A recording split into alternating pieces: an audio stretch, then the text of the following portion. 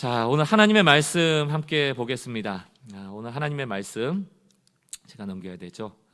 이사야 10장 20절로 23절 말씀, 남은 자들의 회개라는 제목으로 함께 말씀 나누기를 원합니다. 이사야 10장 20절로 23절 말씀 우리 한 절씩 교독하도록 하겠습니다. 20절 제가 먼저 읽겠습니다. 그날에 이스라엘의 남은 자와 야곱 족속의 피난한 자들이 다시는 자기를 친 자를 의지하지 아니하고 이스라엘의 거룩하신 이 여호와를 진실하게 의지하리니 남은 자 곧 야곱의 남은 자가 능하신 하나님께로 돌아올 것이라. 이스라엘이여, 내 백성이 바다의 모래 같을지라도 남은 자만 돌아오리니 넘치는 공의로 파멸이 작정되었음이라. 함께 읽습니다. 이미 작정된 파멸을 주 만군의 여호와께서 온 세계 중에 끝까지 행하시리라. 아멘. 여러분들 교회를 좀 부흥시키고 싶으세요? 또 교회 성도가 좀 많아지기를 꿈꾸십니까? 한 10년 만에 한 1000명도 되고 10,000명도 되고 그런 교회의 부흥, 수적인 부흥을 꿈꾸십니까? 방법이 있습니다. 방법이 있는데 그 방법은 이런 방법이에요. 이게 승수 아닙니까? 이의 N승. 원형이라는 것이 예수님이죠. 그 예수님을 닮은 2명의 제자만 잘 훈련을 시키면 그 똘똘한 제자가 또 2명을 훈련시키게 되고요. 그 또 똘똘한 제자가 그 나머지 2명을 또 훈련을 시키면 이렇게 3단계만 걸치면 8명의 제자가 나타납니다. 또 4단계를 거치면 16명, 32명 이렇게 배로 증가가 되죠. 이게 굉장히 별일 아닌 것 같이 여러분들 보여질 수도 있지만 이 증식 도표라는 게 있어요. 여러분 눈에 정확하게 이렇게 잘 보이진 않는데 이 증식 도표에 보면 제자 훈련 잘해가지고요, 예수님의 제자를 1년에 2명만 만들면, 그리고 그 2명이 1년 동안 또 다른 2명을 만드는 그 1년에 제자 2명에 집중하는 사역을 하면, 이게 처음에는 1년 동안 2명밖에 없어, 2년에 4명밖에 없어, 3년에 8명밖에 없어, 이렇게 되지만 10년이 되면 1024명입니다. 10년이 되면. 저희 교회가 지금 5년 됐는데요, 우리가 5년에 32명 이렇게 증식에 근거하자면 5년 동안 우리가 32명보다 많죠, 지금 교회 성도가. 그러나 10년 후에 과연 이 증식의 도표를 따라갈 수 있을까? 거기에는 의문이 있죠. 여러분, 이런 식으로 20년이 되면 100만 명입니다. 교회가 이렇게 30년이 되면은요 10억이에요. 10억. 이게 대단한 것 아닙니까? 대단한 것 아닙니까? 근데 이때 중요한 게 있죠. 그냥 2명, 그냥 4명 이렇게 되면 안 되고요, 제대로 된 예수의 모델을 따르는 그 원형, 프로토타입이 너무너무 중요한 거죠. 예수님의 정신을 따라가는 그 한 사람이 2명의 제자만 만들 수 있다면, 그리고 그 2명의 제자가 예수의 원형을 닮은 사람이라면 그 2명은 다시 4명이 되고 4명은 8명이 되고 16명이 되는 증식, 복음의 증식이 일어나는 일에는 무리가 없다는 것입니다. 그러나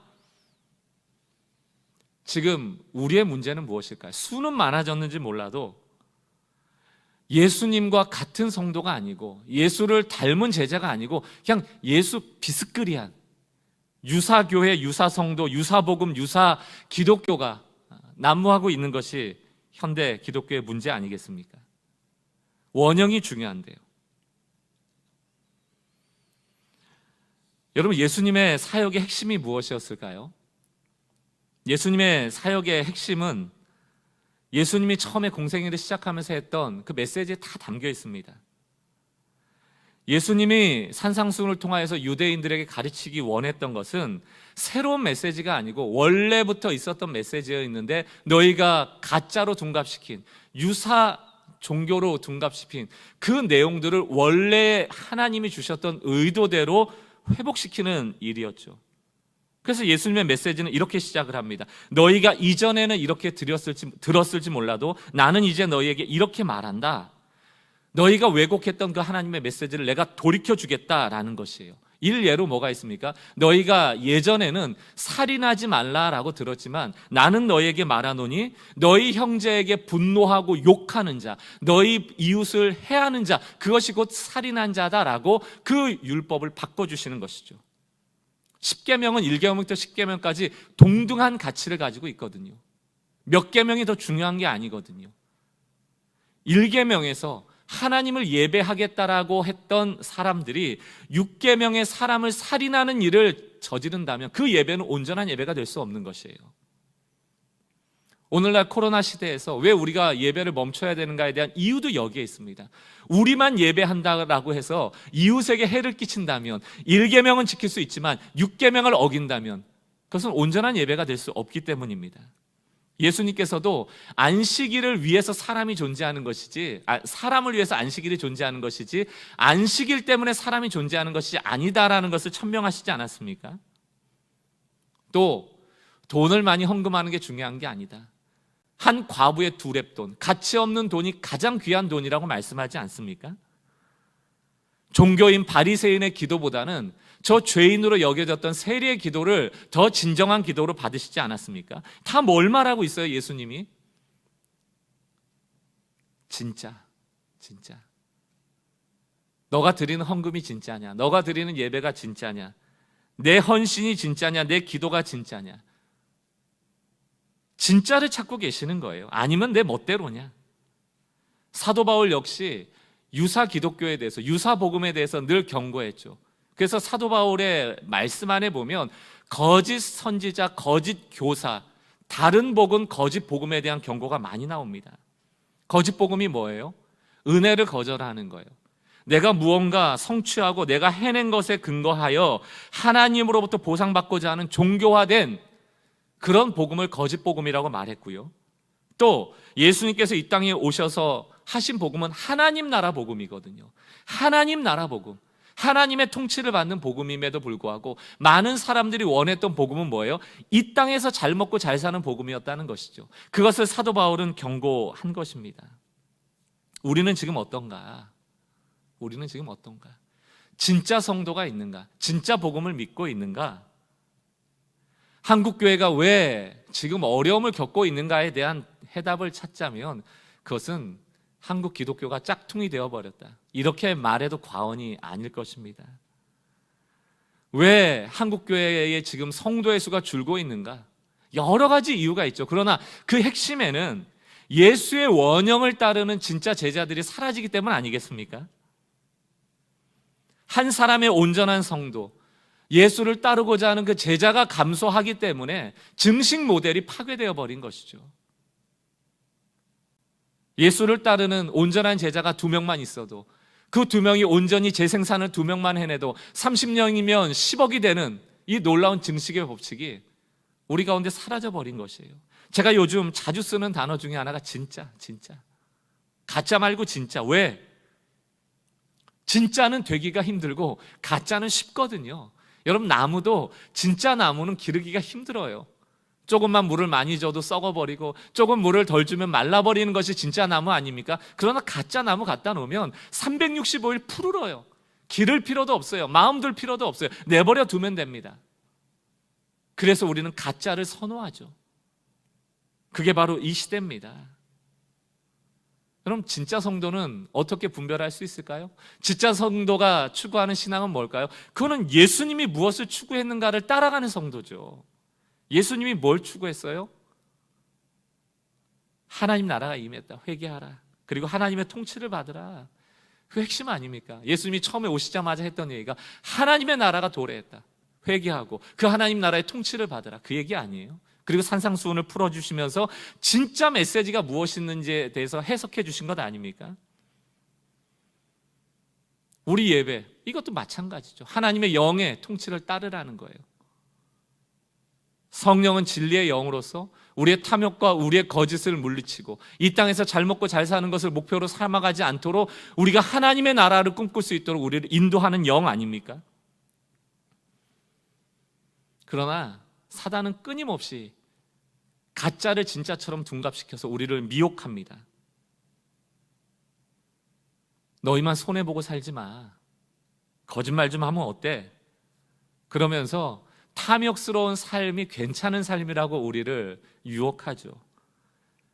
그 탐욕스러운 삶의 그 핵심에는 내 인생은 나의 것이라는 외침이 있는 거예요. 내 인생은 나의 것. 자수성가. 여러분, 믿는 사람한테 자수성가는 없어요. 내가 잘해서 잘 되는 건 없습니다. 여러분, 그렇게 오해하고 있다면 우리가 신앙을 크게 오해하고 있는 것입니다. 우리의 삶은 하나님 손에 맡겨진 삶이지, 내가 잘해서 내가 이루어내서 자수성가 하는 삶은 아니에요. 내 인생은 나의 것이 아닙니다. 사단은 너 인생은 너의 것이야.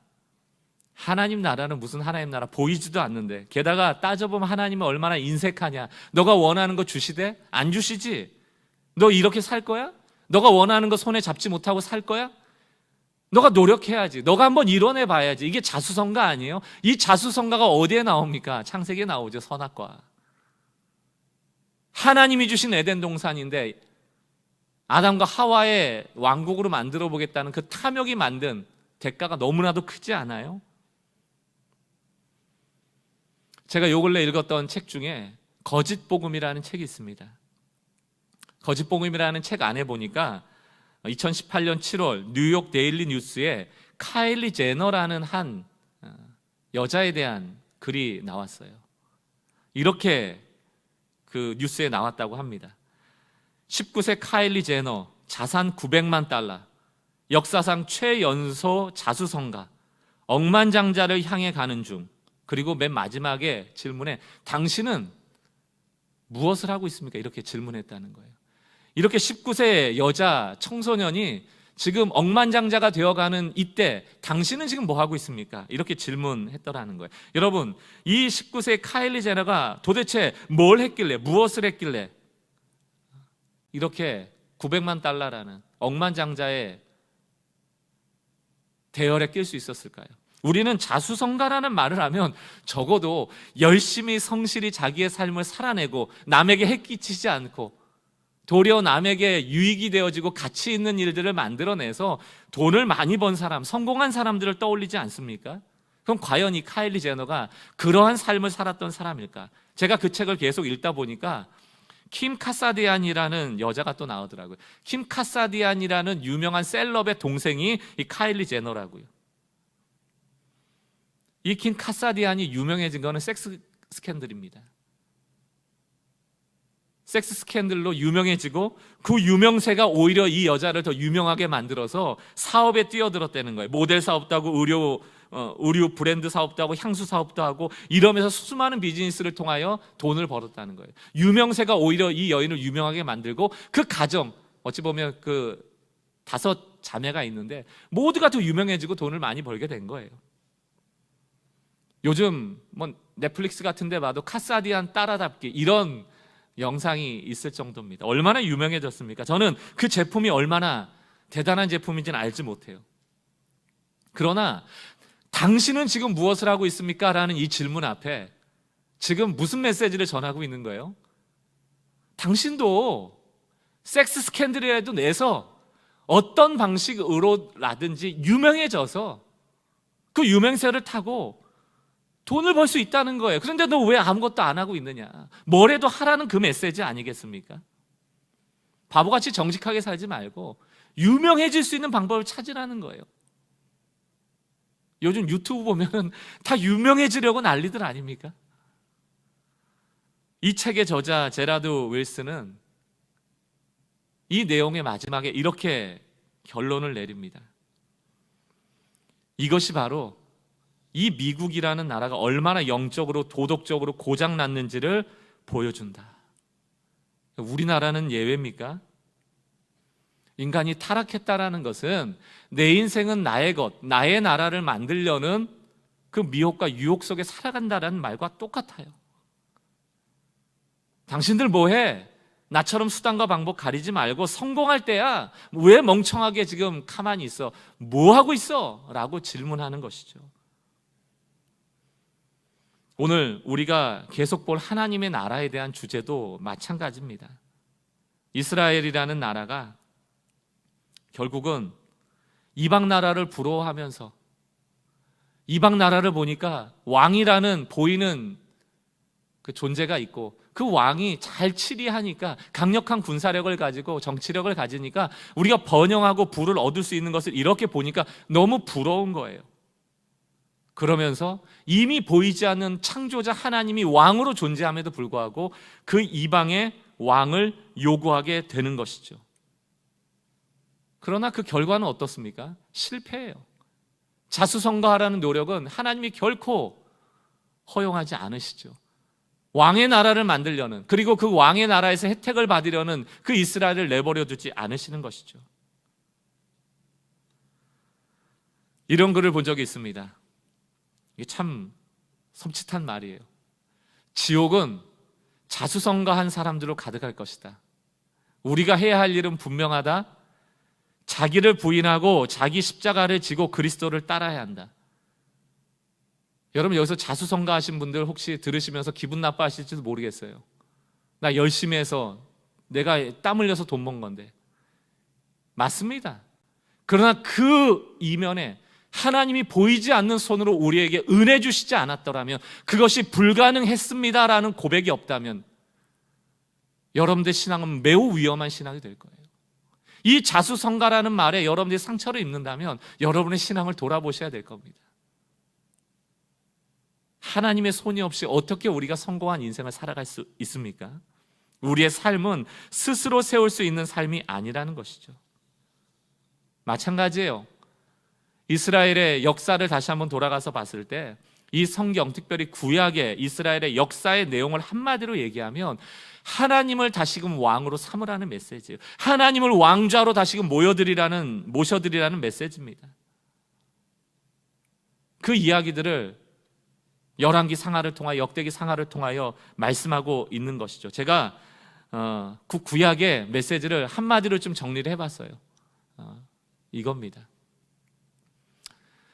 하나님을 택할 것인가? 아니면 동맹을 택할 것인가? 동맹이라는 게 뭐죠?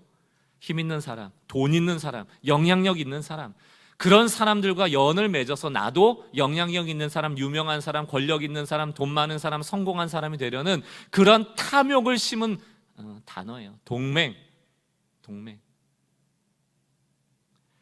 하나님을 붙잡을 것이냐, 동맹을 붙잡을 것이냐, 하나님이 우리의 피할 피난처가 될 것이냐, 동맹이 우리의 피난처가 될 것이냐, 그것을 선택하라는 메시지가 구약의 메시지예요. 한번 볼까요? 여러분 잘 보이실지 모르겠지만 북이스라엘과 남유다가 분열된 이후에 그 주변국에 가장 강대했던 나라 중에 하나가 바로 아수르입니다. 아수르라는 나라가 있었고요. 이 나라는 왕권이 강력했던 나라입니다. 북이스라엘에 베가라는 왕이 있었어요. 이제 멸망하기 바로 전의 왕입니다. 베가라는 왕이 북이스라엘에 있었는데 이 북이스라엘의 베가 왕은 반아수르 정책을 폈어요. 내가 아수르에게 조공하지 않겠다, 나는 아수르와 대항하겠다라고 했는데 하나님을 의지하면서 아수르를 대항했던 게 아니고 아람이나 애굽과 동맹을 맺어서 아수르와 싸우겠다라고 했던 왕이 베가 왕이에요. 이때 남유다에는 요아스라는 왕이 있었습니다. 북이스라엘의 베가라는 왕이 아람이나 애굽과도 동맹을 맺었지만 이 요아스에게도 손을 내밀어요. 너 우리와 동맹을 맺어서 아수르하고 같이 싸우지 않겠냐? 라고 했을 때 요아스는 동맹을 거절합니다. 얼마나 뿌듯해요. 요아스 왕은 좀 제대로 된 왕인가 보다, 동맹을 거절하고 하나님 의지할 건가 보다 라고 했는데 요아스의 마음의 한켠에는 딴 마음이 있었던 거예요. 어떤 마음일까요? 아수르하고 친해지자. 이사야가 요아스 왕을 향하여서 베가와도 동맹 맺지 말고 아수르하고도 동맹 맺지 말고 하나님만 의지해야 됩니다라고 아무리 얘기를 해도 요아스 왕은 듣질 않아요. 그리고 북이스라엘의 이제 마지막 왕 호세아가 왕이 된 다음에는 베가가 아수르하고 반대 위치에 섰다가 큰 어려움을 당한 걸 경험했으니까 이제 호세아는 어떻게 했겠어요? 친아수르 정책을 칩니다. 그럼 뭐예요? 친아수르와 정책을 통해서 동맹을 맺었지만 결국 아수르에 의해서 북이스라엘은 역사에서 사라지죠. 멸망합니다. 계속 무슨 메시지예요, 여러분? 아수르 의지해봐야 결국 찾아오는 것은 멸망이라는 것입니다.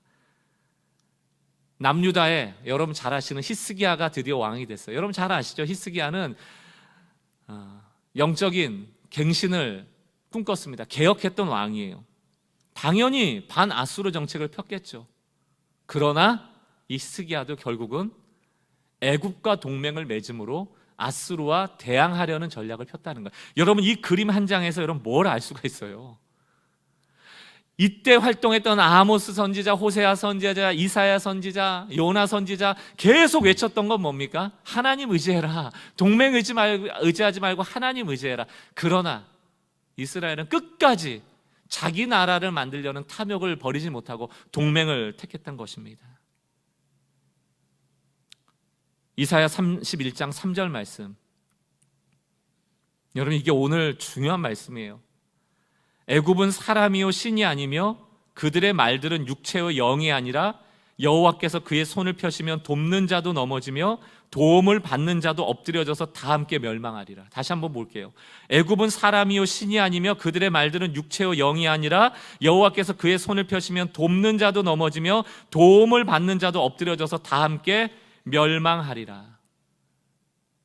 여러분 애굽은 사람이요 신이 아니며 아수르는 사람이요 신이 아니며 우리가 그토록 좀 줄을 닫기 원하는 그 사람, 그 물질, 그 동맹, 그 동맹은 다 사람의 일이라는 것이에요.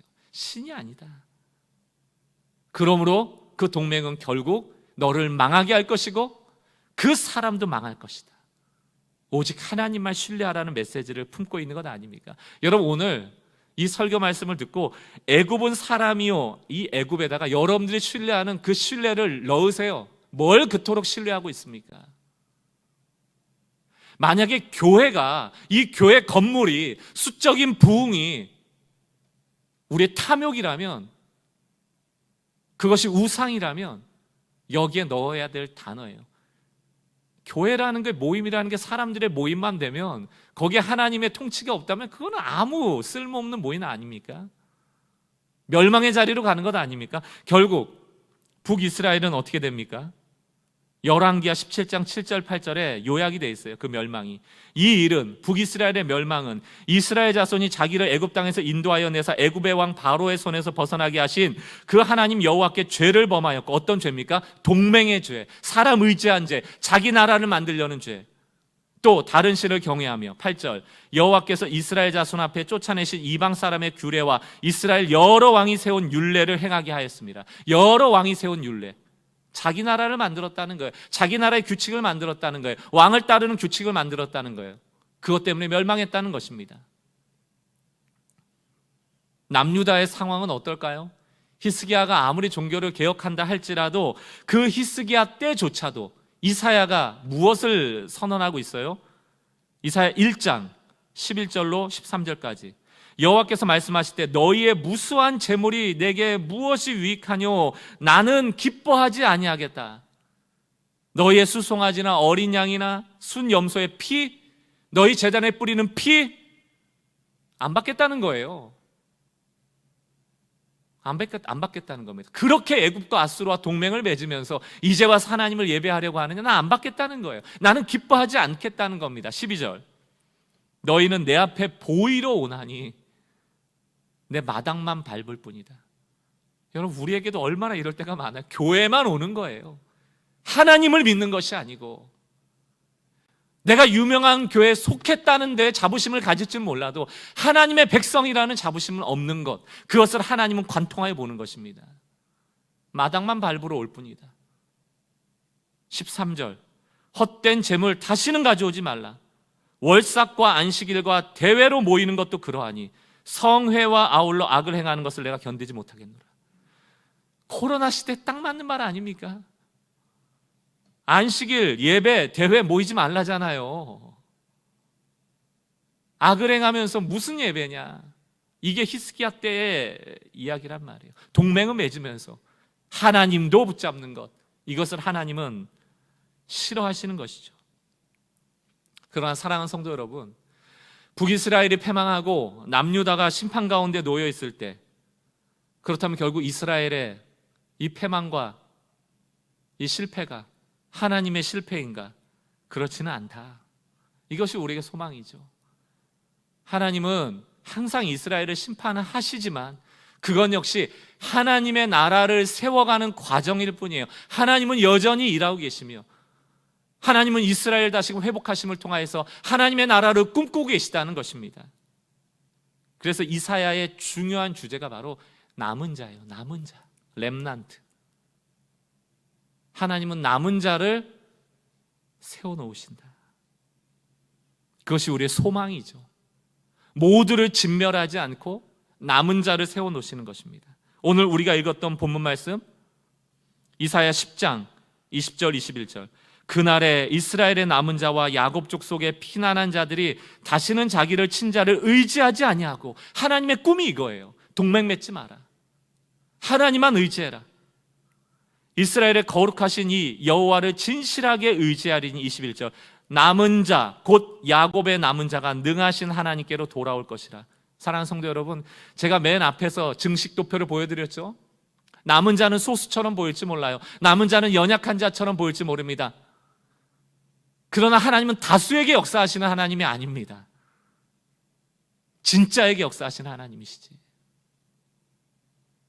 남은 자가 아무 힘이 없는 소수처럼 보일지 몰라도 그날에 하나님은 그 남은 자를 통하여서, 그 거룩한 씨를 통하여서 이스라엘을 다시금 회복시키시고 하나님만 의지하는 하나님의 나라를 꿈꾸시며 세워가신다는 것입니다. 그 남은 자가 우리가 되길 소망합니다. 그 남은 자가 바로 내가 되길 소망합니다. 이사야는 이사야 전체를 통하여 거룩한 씨에 대한 이야기도 많이 하죠. 그 거룩한 씨는 어떠한 씨입니까? 바로 예수 그리스도, 진정한 왕. 너희가 그렇게 보기 원했던 진짜 왕은 바로 예수시다. 그 메시지를 예표하고 있는 것이 바로 이사야의 거룩한 씨 메시지거든요. 이사야 9장 6절, 이는 한 아기가 우리에게 낳고 한 아들을 우리에게 주신 바 되었는데, 예수 그리스도죠. 그는 어깨에 정사를 메었고 그의 이름은 기묘자라 모사라 전능하신 하나님이라. 하나님이 이 땅에 왕으로 오셔서 우리를 친히 통치하시는 예표를 지금 이사야가 하고 있는 것입니다. 영존하신 아버지라 평강의 왕이라 할 것이라. 하나님은 지금도 꿈이 있으세요. 남은 자들을 통하여서 하나님의 나라 안에 그 통치를 받고자 하는 사람들을 통하여서 하나님만 의지하는 주의 백성들을 꿈꾸시는 것입니다. 그리고 그 나라가 세워지길 원하는 것이고, 그 제대로 된 신앙인을 통하여서 복음이 증식되기를 원하시는 것이죠. 바로 그 예수 그리스도의 직접 통치를 받고 있는 곳이 어디입니까? 그게 바로 에클레시아, 교회예요. 바로 교회입니다. 신약 시대로 넘어오면서 바로 하나님은 새 이스라엘, 그것을 우리 모두가 되게 하셨잖아요. 예수를 믿는 자를 새 이스라엘, 새 예루살렘을 꿈꾸게 하셨잖아요. 너희가 진짜 통치하시는 예수님을 보았으니 그분을 정말 믿음으로 너희가 하나님 나라로 세워가라고 말씀하시잖아요. 그 교회는 어떤 교회입니까? 그 에클레시아는 어떤 에클레시아입니까? 건물이 아니에요. 장소가 아니에요. 바로 곧 성도, 교회 곧 성도. 이것이 바로 교회론입니다. 내가 애굽을 의지하지 않고 아수르를 의지하지 않고 동맹을 의지하지 않고 하나님만 의지하겠다라고 고백하는 그 고백이 있는 그 성도가 곧 교회라는 것이죠. 사랑하는 성도 여러분, 여러분이 남은 자로서의 큰 소명 있는 자들입니다. 한 사람의 온전한 교회로서 하나님의 꿈을 향하여 나아가는 귀한 성도들이에요. 하나님이 기대하시는 성도들이에요. 저는 우리는 교회를 생각할 때 이런 생각을 늘 갖고 있습니다.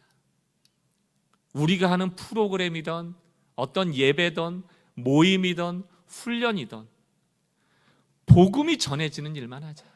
복음이 전해지는 일만 하자. 복음이 증식되는 일만 하자. 복음과 무관한 일이라면 하지 말자. 복음과 무관한 일이라면 굳이 교회가 아니어도 되는 것 아닙니까? 교회는 복음을 증식하는 일만 하자. 그 일에만 집중하자. 저는 그것이 지금 이 한국교회가 하나님의 나라를 세워가는 유일한 소망이라 믿습니다. 교회가 사람 많이 모여서 예배하는 것을 꿈꿀 것이 아니고 진짜 예수를 따르는 2명의 제자를 키워내는 일에 목숨을 걸어야 될 때가 아닌가. 저 역시 반성해요. 코로나를 변명거리로 삼을 것이 아니고 어떻게 우리가 각자 2명의 제자를 재생산할 것인가, 이 증식의 원리를 따라 하나님의 나라를 만들어갈 것인가를 꿈꾼다면 오늘 우리가 무엇을 해야 될 것인가에 대한 답도 나올 수 있다고 생각을 합니다. 우리에게 독이 있어요. 우리는 너무 규모를 좋아합니다. 큰 거.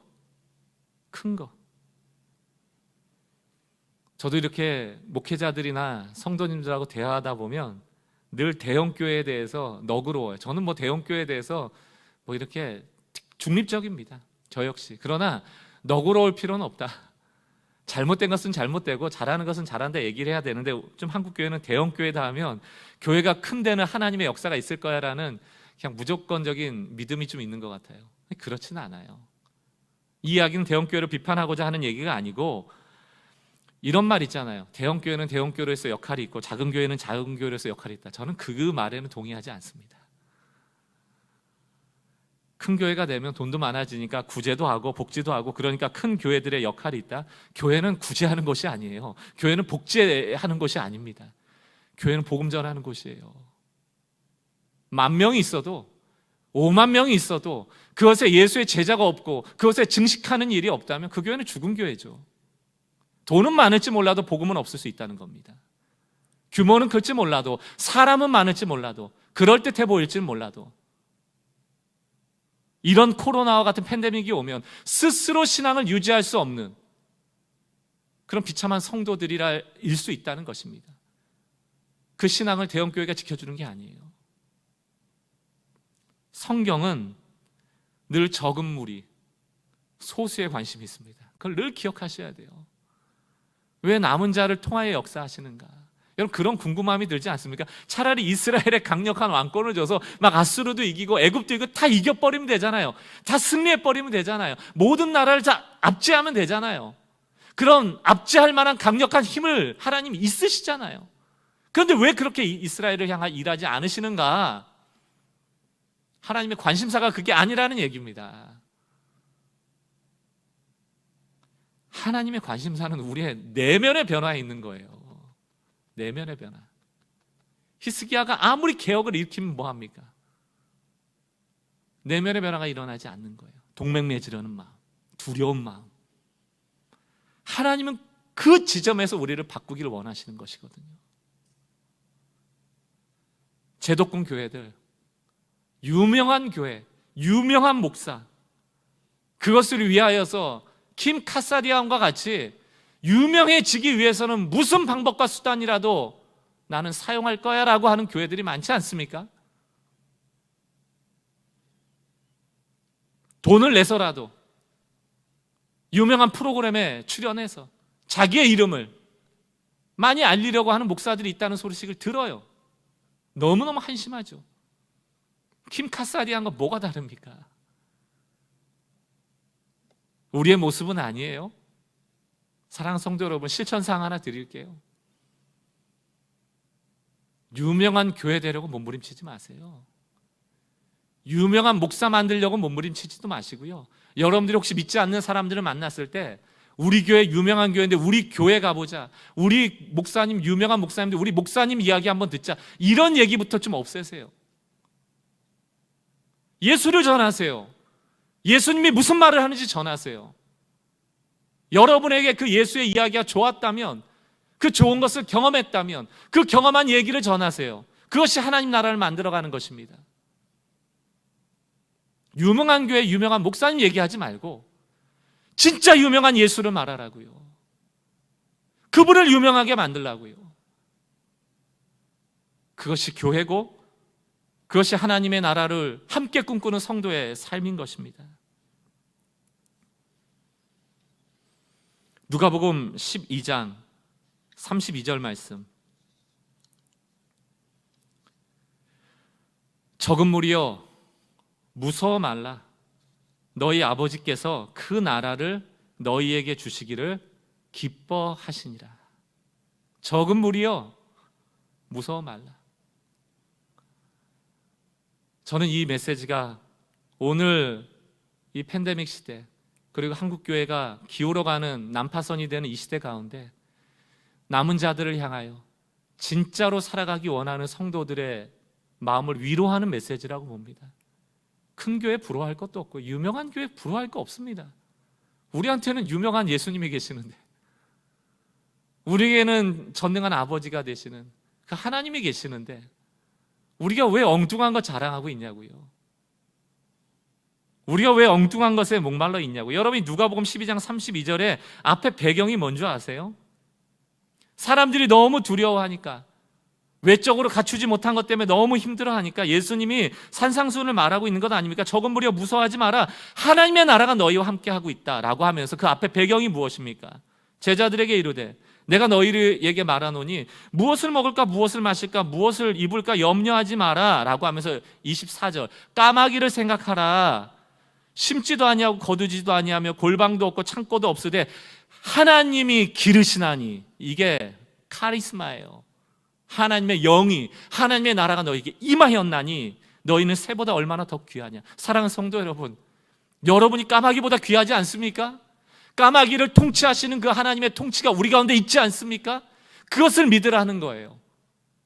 28절 오늘 있다가 내일 아궁이에 던져지는 들풀도 하나님이 이렇게 입히시거늘. 하나님이 통치하신다는 겁니다. 하물며 너희일까 보냐. 믿음이 적은 자들아, 믿음이 적은 자들아. 그러면서 적은 무리여 무서워 말라 이렇게 말하는 것이거든요. 이 메시지는 뭐가 있습니까? 하나님의 나라의 통치를, 다스림을 받는 사람이 적다는 것이죠. 적다는 것이죠. 사랑하는 성도 여러분, 오늘 설교의 제목이 남은 자들의 회개입니다. 회개라는 것은 하나님이 나에게 벌할까 봐 두려운 마음에 하는 것도 아니고요, 하나님이 나한테 내가 원하는 것 안 주시면 어떡할까 그거 무서워서 하는 게 아니고, 하나님 사랑하는 마음에 내가 하나님의 꿈을 놓쳐버린 것 때문에 안타까워하는 게 회개예요. 사랑하는 성도 여러분, 오늘 도전 드리고 싶습니다. 우리가 남은 자가 되기를 원해요. 진짜가 되기를 원해요. 하나님이 꿈꾸시는 그 꿈, 다른 동맹을 의지하지 않고 하나님만 의지하는, 오롯이 하나님만 바라보는 성도를 꿈꾸세요. 그 꿈을 나도 꾸고 있는가? 그것에서부터 멀어졌다면 우리는 그것을 회개해야 되는 것이죠.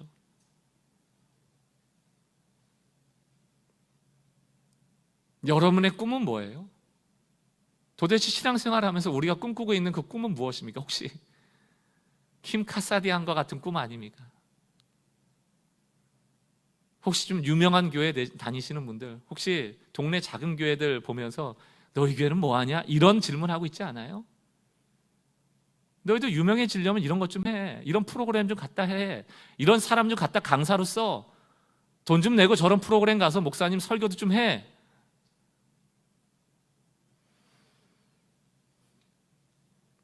이게 우리의 현실이에요.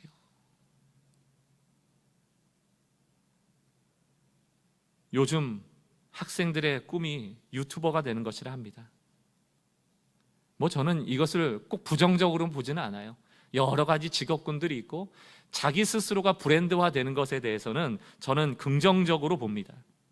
그런데 지금 이제 이런 1인 방송이나 유명해진 유튜버들의 부작용들이 하나 둘씩 나오고 있잖아요. 돈에 대한 문제로 귀결되죠. 몇 주 전에 보니까 뒷거래에 대한 얘기가 나오더라고요.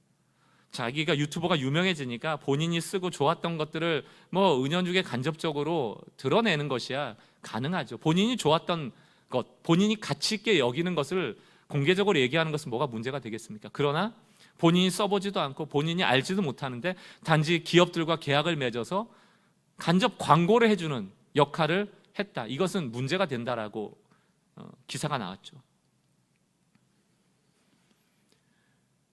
과연 유튜버가 되는, 유명해지는 거 좋단 말이에요. 나를 브랜드화하고 나의 가치를 알리는 일에 얼마든지 다른 방송을 통하지 않고 내가 방송국이 되어서 하는 거 좋단 말이죠. 그러나 그 일에 대한 윤리가 있는가? 도덕이 있는가? 특별히 믿는 사람에게는 그 유명해진 유튜버로서 하나님의 나라의 꿈이 그 안에 반영되고 있는가? 아니면 그냥 킴 카사디안과 같이 유명세를 타고 유명해지길 원하는가? 아니죠. 유명세를 타고 돈을 벌기 원하는가? 이건 다른 얘기죠. 어떤 수단과 방법으로라도 유명만 해지면, 그래서 더 자극적인 영상들을 만들 수만 있다면, 그래서 노이즈 마케팅을 통해서 내가 돈을 더 많이 벌 수 있다면 나는 뭐라도 할 거야. 영원이라도 나는 악마에게 팔 거야. 파우스트처럼요. 그것이 지금 현 우리의 모습 아닐까요? 적은 무리여, 우리가 이 세상을 거짓없이 살아가는 길은 좁은 길입니다. 그러나 예수님이 우리를 위로하세요. 적은 무리여, 두려워하지 말라. 하나님의 나라가 내 것이다. 무엇을 먹을까, 무엇을 마실까, 무엇을 입을까 염려하지 말라. 까마귀도 먹이시고 들의 백합화도 입히시는 하나님이 하물며 너희일까 보냐. 믿음이 적은 자들아. 오늘 우리에게 그 말씀을 전하고 있는 것 아닙니까? 사랑하는 성도 여러분, 신앙생활은 하나님 자랑하는 것입니다. 예수님 자랑하는 것입니다.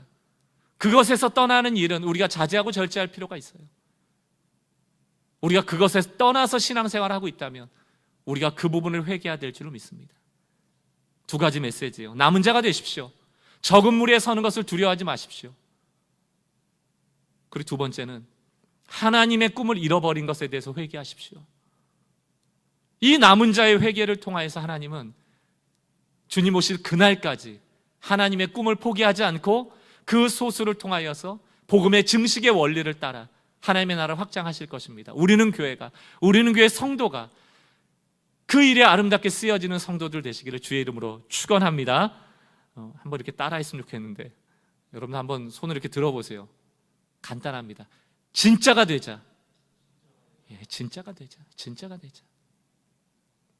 대세에 흘러가지 마시고 진짜가 되시는,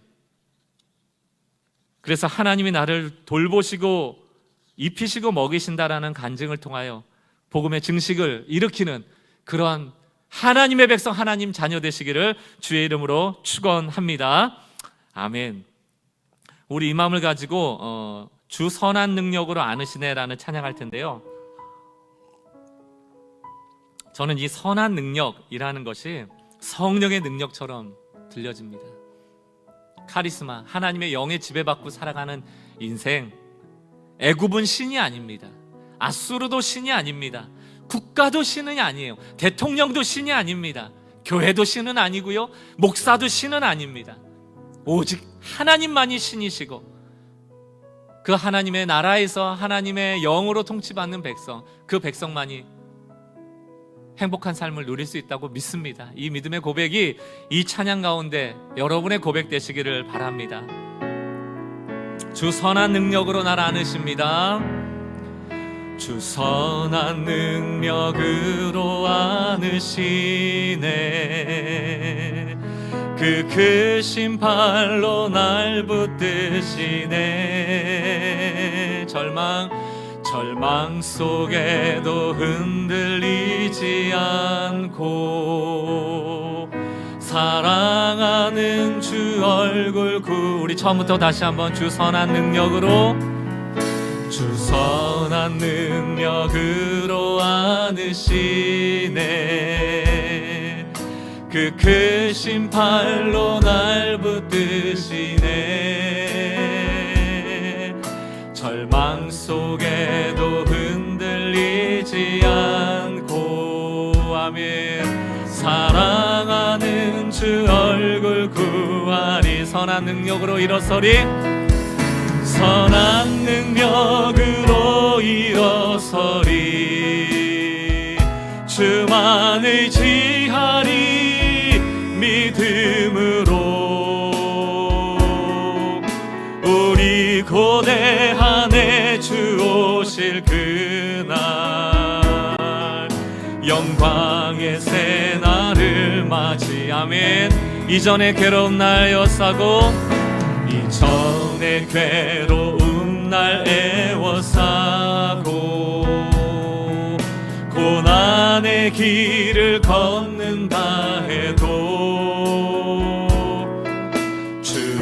주께 모두 맡긴 우리 영혼 끝내 승리의 날을 선한 능력으로 일어섭시다. 선한 능력으로 일어서리 주만 의지하리 믿음으로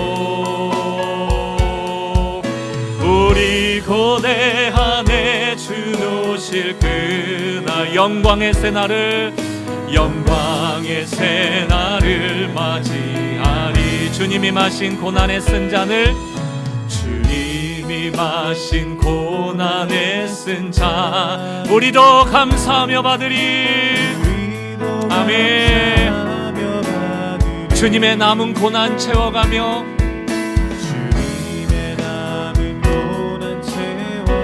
예수 복음 위에 살리라. 선한 능력으로 일어서리 선한 능력으로 일어서리 주만 의지하리 믿음으로 우리 고대하네 주 오실 그날 승리의 새날을 우리 후렴 다시 한번 선한 능력으로 일어서리 선한 능력으로 일어서리 주만 의지하리 믿음으로 우리 고대하네 주 오실 그 승리의 새날을 맞이하리. 우리 조용히 피아노 반주를 들으면서 오늘 말씀을 정리하시기 바랍니다. 하나님이냐 동맹이냐? 하나님이 나에게 만들어가기 원하시는 그 인생을 만들어갈 것이냐? 아니면 내 인생은 나의 것으로 외치며 내 나라를 완성하기 위해서 살아갈 것이냐? 우린 선택해야 돼요. 그러나 하나님의 나라의 꿈을 꾸고 하나님만 의지하며 사는 주의 백성이 소수가 되어버렸다는 겁니다. 복음이 부흥되기를 꿈꾼다면 결국 진짜 예수를 따르는 제자가 늘어나지 않는 한 소망이 없다. 그 복음의 증식의 원리가 회복되지 않는 한 소망이 없다. 헛수로는 안 된다. 교회 마당만 밟는 헛수로는 안 된다. 오늘 이 메시지를 이 팬데믹 시대에 우리에게 보여주신 것 아닙니까? 여러분 진짜 성도를 꿈꾸십시오. 유명한 교회, 유명한 목사, 유명한 설교 따라다닐 게 아니고 우리를 구원하신 그 하나님과 예수 그리스도를 통한 그 하나님의 사랑을 여러분이 먼저 좋은 것으로 경험하시고 가치 있는 것으로 여기시고 그분을 자랑하십시오. 오늘 여러분에게 깨기 원하는 게 무엇일까요? 회개하기 원하시는 게 무엇일까요? 오늘 조용히 말씀을 정리하시고 남은 자 되기를 원합니다. 그리고 주여 하나님 나라의 꿈을 잃어버린 나를 회개합니다. 우리 조용히 묵상하고 기도하는 시간 같습니다. 기도하시겠습니다. 주님,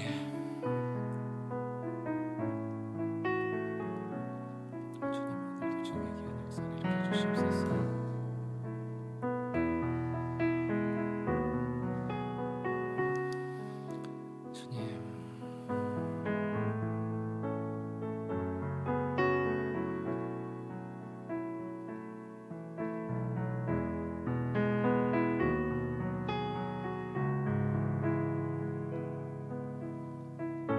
아버지, 우리 삶 가운데 주님의 은혜가 우리를 넘쳐나서 들어주시고 넘치는 삶을 보시기를 다시 한번 해주십시오.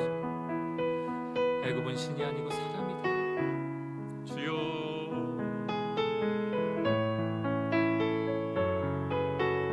아버지,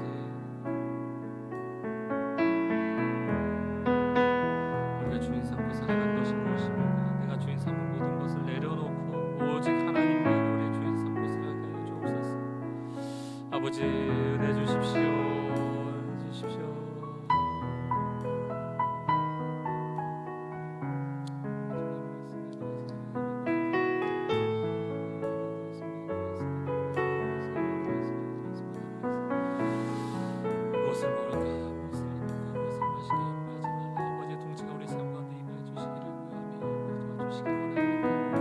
무엇을 바라보고 살아가야 될지 깨달을 수 있도록 좀 도와주시옵소서. 다시 한번 기도할 때 여러분, 주님이 우리를 위로하세요. 적은 자들이여 두려워 말라. 우리가 하나님의 꿈을 쫓아 살아가는 것이 세상에서 보았을 때는 참 우스꽝스러운 일처럼 보일지 모르지만, 그래서 우리가 그 자리에서 도망치고 싶고 그 남은 자의 삶을 추구하며 살아가는 것이 두려울지 모르겠지만, 주님이 오늘 우리를 위로하시잖아요. 무엇을 먹을까, 무엇을 마실까, 무엇을 입을까 염려하지 마라. 까마귀를 생각하라. 심지도 않고 거두지도 않고 골방도 없고 창고도 없으되 하나님이 기르시나니, 아궁이에 오늘 피었다 내일 던져질 그 들풀도 하나님이 이렇게 입히시거늘 하물며 너희일까 보냐. 오늘 여러분의 가정을 하나님께 맡깁시다. 여러분의 자녀를, 여러분의 일터를 주님 앞에 맡기며, 하나님, 우리 가정에, 우리 자녀 위에, 우리 일터 위에 하나님이 통치하시는 그 나라가 임하게 하여 주옵소서. 우리 조금 입술을 열어 소리를 내어 하나님을 의지합니다 합심하여 기도하겠습니다.